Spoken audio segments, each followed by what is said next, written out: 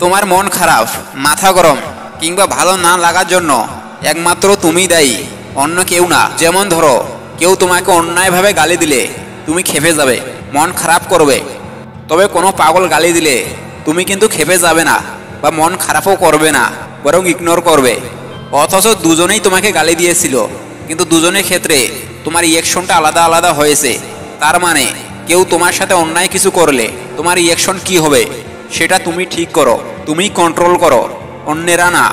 তাই সব অ্যাকশনের এগেনিস্টে সমান ও বিপরীত রিঅ্যাকশন হবে কি হবে না সেটা তোমার হাতে। অ্যাকশন দেওয়া পাবলিকদের হাতে না। তোমার আশেপাশে এমনই অনেকে আছে যারা ফুচকা একটা জিনিস নিয়ে তুলকালাম ঝাঁপিয়ে ফেলে, ক্ষমতার জোর খাটিয়ে বিনা কারণে বোকাঝোকা করে, বারবার ইনসাল্ট করে, টিটকারি মারে, মজা নেয়।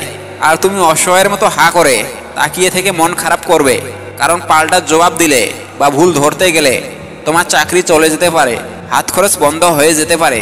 তাই এসবের ক্ষেত্রে ওদের কথা শুনবে কিন্তু মাথায় ঢুকবে না।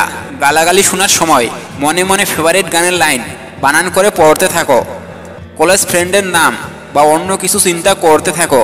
দেখবে ওদের গালি শেষ হয়ে গেলেও তোমার মন খারাপ হবে না। মন খারাপ একটা মরণ ব্যাধি, এটা জীবিত অবস্থায় তোমার ফিউচারকে মেরে ফেলবে। তোমার নিঃশ্বাস থাকবে। মন খারাপের কারণে কাজের প্রতি অগ্রগতি আসবে না। স্বপ্ন দেখবে কিন্তু সময় খুঁজে পাবে না। প্ল্যান করবে, কাজের স্পৃহা আসবে না। অন্যদের দেখবে এগিয়ে যাচ্ছে, নিজের ভিতরে উদ্যম পাবে না। সব মন খারাপ হওয়ার আগেই মনকে কন্ট্রোল করো। আজ থেকে 6 মাস পরে, 2 বছর পরে ওদের চাইতে আরও বেশি কিভাবে এগিয়ে যাবে সেই চেষ্টাটাই করো। মন খারাপের দিনটাকে স্কিল ডেভেলপ করার দিন বানাও।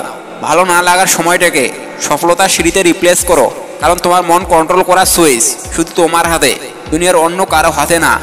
ভিডিওটি ভালো লাগলে চ্যানেলটি সাবস্ক্রাইব করুন। ধন্যবাদ।